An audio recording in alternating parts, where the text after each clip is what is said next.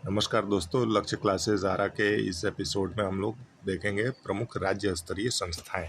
जो शैक्षिक संस्थाएं हैं राज्य स्तर पर कार्य करती हैं बिहार राज्य के विशेष संदर्भ में हम लोग इन्हें आज जानने का प्रयास करेंगे। प्रमुख राज्य स्तरीय संस्थाओं में सबसे पहला है SCERT, state council of educational research and training.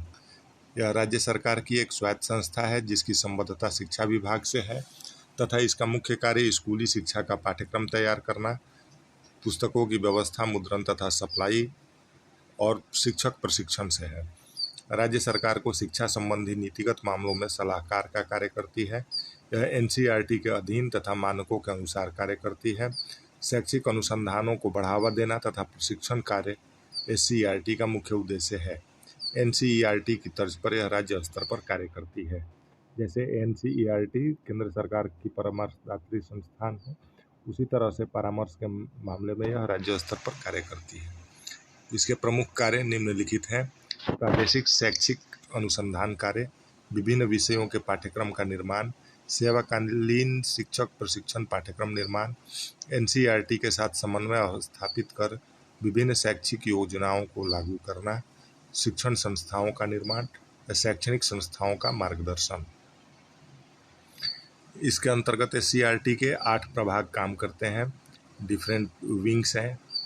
पहला है मानविकी तथा समाज विज्ञान विभाग, दूसरा शैक्षिक प्रशासन परिवीक्षण तथा आयोजन विभाग, तीसरा गणित एवं विज्ञान विभाग, चौथा भाषा अध्ययन विभाग, पांचवा मनोविज्ञान विभाग, छठवां है शिक्षक शिक्षा व पत्राचार विभाग, सातवां अनौपचारिक शिक्षा विभाग और आठवां शैक्षिक तकनीकी विभाग। अलग अलग प्रभागों का कार्य इनके विभिन्न विषयों पर पाठ्यपुस्तक, पाठ्यक्रम तथा पाठ्य निर्देशन की योजना तैयार करना तथा उसे लागू करने में विभिन्न विद्यालयों तथा शैक्षिक संस्थाओं को अनुसमर्थन प्रदान करना है। इसके उद्देश्य हैं शैक्षिक उद्देश्यों की प्राप्ति के लिए लक्षित पाठ्यक्रम तैयार करना, शिक्षकों के शैक्षिक अनुसंधान तथा प्रशिक्षण को बढ़ावा देना, गुणात्मक सुधार के लिए प्रणाली तथा दृष्टिकोण विकसित करना तथा अनौपचारिक शिक्षा हेतु शैक्षिक सामग्रियों का विकास करना। अगला जो एजेंसी है, जो संस्थान है, वो है BPEC, Bihar education project council. Bihar education project council एक दीर्घकालिक परियोजना है, एक प्रोजेक्ट के तौर पर स्थापित किया गया था। इसके गठन के पूर्व इसके पृष्ठभूमि को जान लेना इस विषय को सरल तथा सहज बना देगा। तो जरा इसके पृष्ठभूमि को देखते हैं कि क्या रही है इसकी पृष्ठभूमि। तो 1990 में संयुक्त राष्ट्र संघ द्वारा शिक्षा पर एक कॉन्फ्रेंस का आयोजन किया गया। संभवतः थाईलैंड का शहर है जमेटिन, वहीं पर यह कॉन्फ्रेंस हुआ था। उसमें 150 के लगभग देशों ने भाग लिया था तथा शिक्षा पर जो ग्लोबल कंसर्न थे, वैश्विक जो चीज़ें थी, उन पर बातें हुई। ग्लोबल एजुकेशन या सार्वभौम शिक्षा के सिद्धांत पर चर्चा की गई। एजुकेशन फॉर ऑल, जिसमें कोई भी शिक्षा से वंचित न रहे और शिक्षा के माध्यम से मानव संसाधनों का भरपूर विकास किया जाए।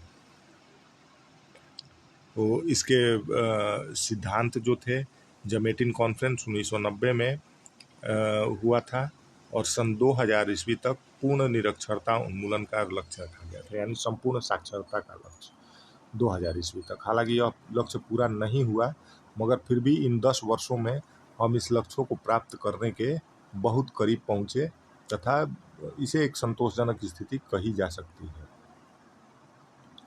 पूर्व बाल्यावस्था शिक्षा तथा स्वास्थ्य का विस्तार करना, मतलब जो प्री चाइल्डहुड है, जिसके अंतर्गत छोटे बच्चे आते हैं जो स्कूल नहीं जा रहे हैं, उनके शिक्षा तथा स्वास्थ्य के संदर्भ में।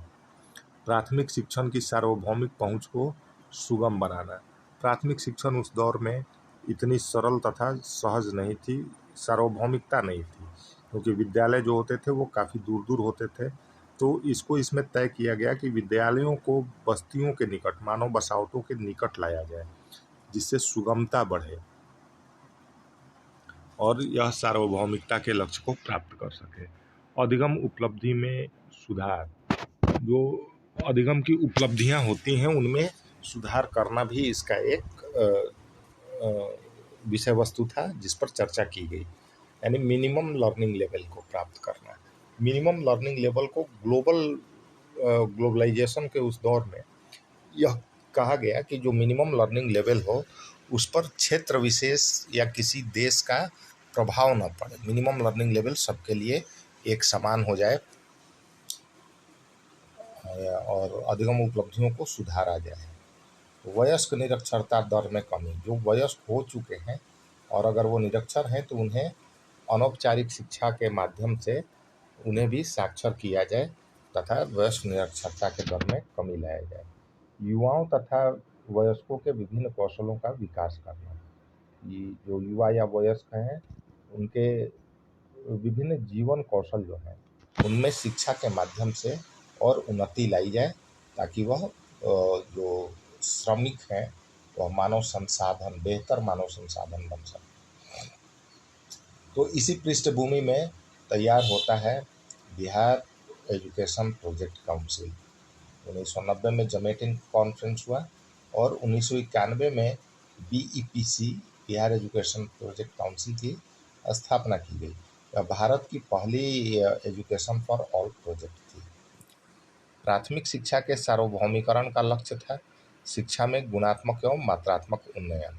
जो जिन चीज़ों पर जमेटिन कॉन्फ्रेंस में चर्चा हुई थी उसमें सार्वभौमिकरण का लक्ष्य था, यूनिवर्सलाइजेशन का, कि एजुकेशन जो हो वो यूनिवर्सल चीज़ हो, किसी खास व्यक्ति समूह जाति धर्म तक यह सीमित न रहे।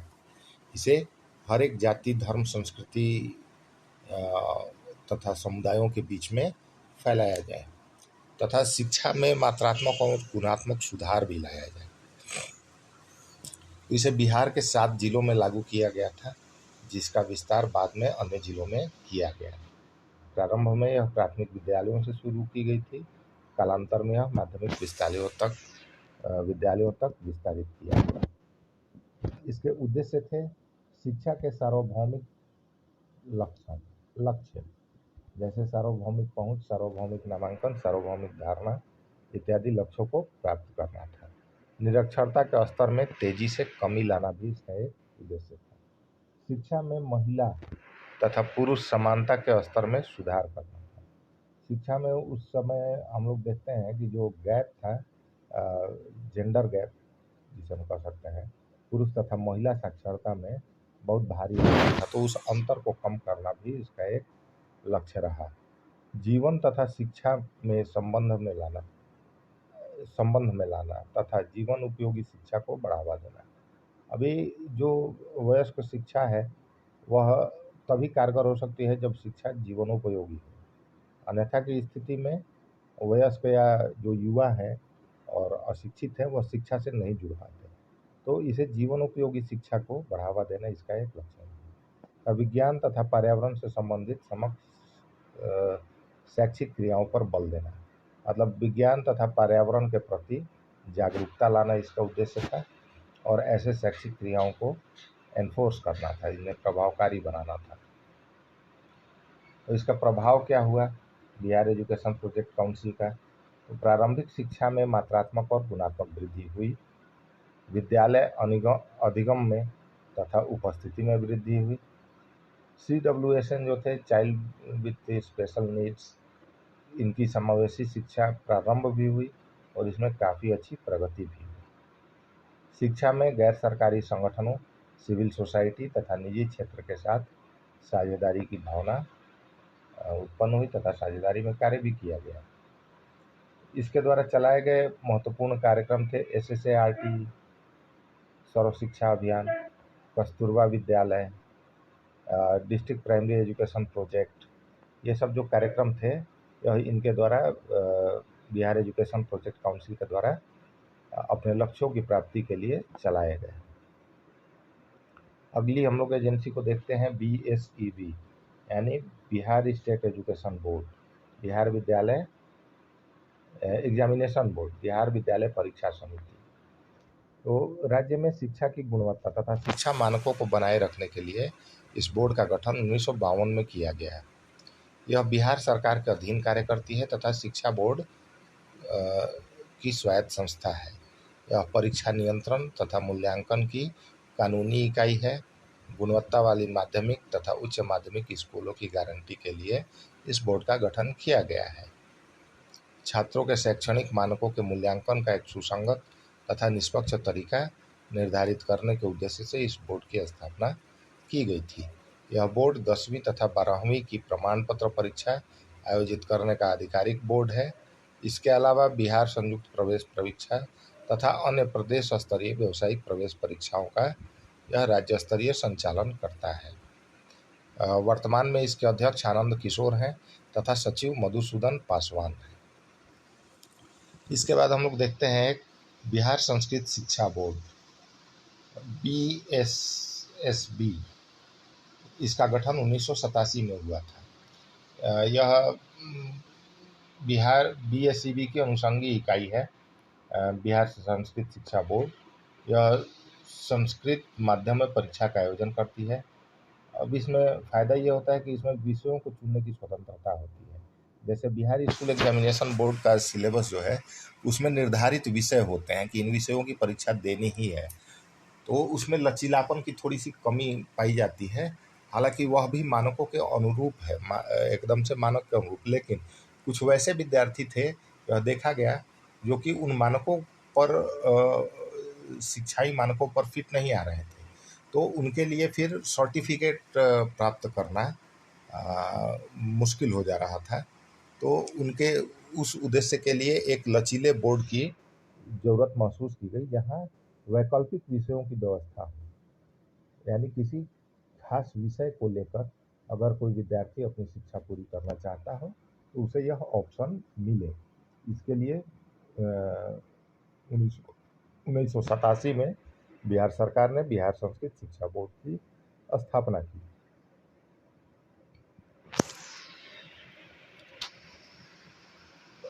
इसे शिक्षा के सार्वभौमिकरण का जो लक्ष्य था, जो बच्चे अंग्रेजी, गणित या विज्ञान के विषयों को नहीं समझ पाने, नहीं पढ़ पाने के कारण शिक्षा से विमुख हो रहे थे, उनको भी शिक्षाई मुख्य धारा में लाने के लिए इस बोर्ड ने बहुत कार्य किया है।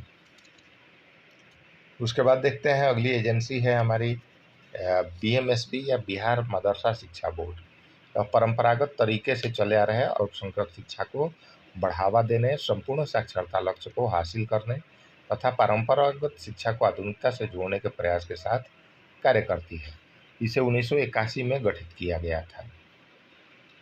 इसका उद्देश्य यह था कि जैसे बिहार में जो अल्पसंख्यक वर्ग है, मुस्लिम वर्ग, उनकी शिक्षा दीक्षा परंपरागत रूप से मदरसों के माध्यम से चल रही थी, तो मदरसों को आधुनिक शिक्षा से जोड़ने की आवश्यकता महसूस की गई कि इसमें जो परंपरागत तरीके हैं पढ़ाई के, परंपरागत जो विषय हैं, उनसे उन बच्चों का वह विकास नहीं हो पा रहा था जो हमारा राज्य सरकार के द्वारा लक्षित विकास था। तो सार्वभौमिक व्यवस्थाओं के अनुरूप और ग्लोबल जो पैटर्न ऑफ एजुकेशन था, उससे सामंजस्य स्थापित करने के लिए बिहार मदरसा शिक्षा बोर्ड की स्थापना की गई। इसे बिहार के तमाम मदरसों को संबद्ध करके उन्हें एक कानूनी मान्यता दी गई तथा एक पूरे राज्य स्तर पर मदरसा शिक्षा को संचालित करने के लिए एक सेंट्रलाइज्ड एजेंसी के रूप में मदरसा शिक्षा बोर्ड ने कार्य किया। अगला हम लोग देखते हैं BBOAC या Bihar board of open schooling and education. जैसा कि हम जानते हैं कि 2011 में इसकी स्थापना हुई। बिहार में बहुत सारे बच्चे ऐसे देखे गए जो शिक्षा के अस्थाई साधनों के द्वारा, मतलब रेगुलर स्कूलिंग के द्वारा एजुकेशन को प्राप्त नहीं कर पा रहे थे तथा उनके समक्ष सर्टिफिकेट की समस्या खड़ी हो जा रही थी। पढ़ाई तो हालांकि वो कर लिए, मगर विद्यालय किसी कारणवश नहीं जा पाए, तथा रेगुलर विद्यालय जाना उनके लिए संभव नहीं था। तो ऐसे शिक्षार्थियों के लिए, ऐसे विद्यार्थियों के लिए मुक्त विद्यालयी पाठ्यक्रम की स्थापना की गई, ताकि बिहार के जो बच्चे, ऐसे बच्चे हैं जो बिहार एजुकेशन बोर्ड के द्वारा जो शासित परीक्षा है उसमें अगर नहीं बैठ पाते हैं किन्हीं कारणों से, चाहे सामाजिक आर्थिक कारण हो या शैक्षिक कारण हो या कुछ भी कारण हो, तो उनमें नहीं बैठने वाले बच्चों के लिए एक वैकल्पिक व्यवस्था के तौर पर इसकी शुरुआत 2011 से की गई है तथा इसकी सफलता जो है वह निश्चित तौर पर पिछले कुछ वर्षों में देखने में आ रही है, जिससे कि शिक्षा के प्रचार प्रसार, सार्वभौमिकरण इत्यादि लक्ष्यों को प्राप्त करने में सहायता मिल रही है। तो यह थे हमारे राज्य स्तरीय कुछ संस्थान जो शिक्षा तथा शैक्षणिक क्षेत्र में कार्यरत हैं। अगले क्लास में हम लोग देखेंगे राष्ट्रीय स्तर के कुछ महत्वपूर्ण शैक्षिक संस्थान जो सीधे सीधे शिक्षा के क्षेत्र से जुड़े हैं तथा शिक्षा के मात्रात्मक गुणात्मक वृद्धि तथा सार्वभौमिकरण के लक्ष्य को प्राप्त करने में किस तरह से सहायक हो रहे हैं।